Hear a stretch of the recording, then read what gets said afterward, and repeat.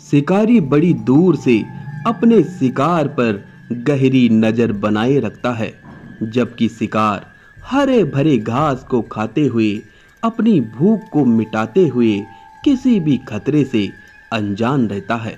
जबकि शिकारी शिकार को लगातार एकटक देखता रहता है। वो उनकी कमजोरियों को जानना चाहता है और मौका मिलते ही उन पर हमला करने के लिए तत्पर रहता है।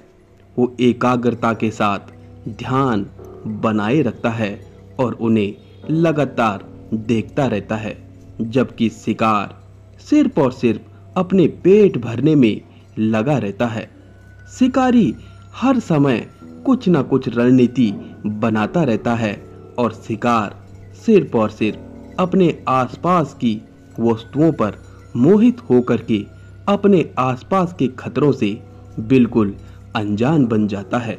कई बार उसे हानि भी उठानी पड़ती है जब वो शिकारी का शिकार बन जाता है। लेकिन जीवों की किस्मत हर समय बुरी नहीं रहती है।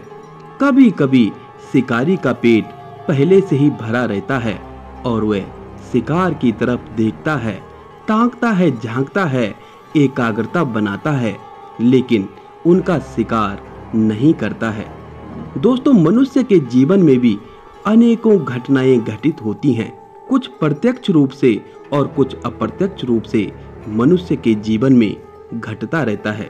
मनुष्य भी हर समय किसी न किसी शिकारी की नजर में रहता है, चाहे वो प्राकृतिक आपदाएं हों, चाहे उसकी खुद की बुराइयां हों, या फिर कोई आसपास का असामाजिक तत्व हो।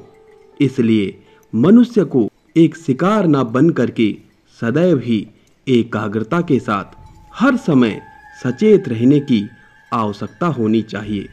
किसी भी जीव जंतु, दैवीय या मानवीय खतरे से बचने के लिए सदैव सतर्क रहें, क्योंकि जीवन अनमोल है और जब तक जान है तभी तक जहान है।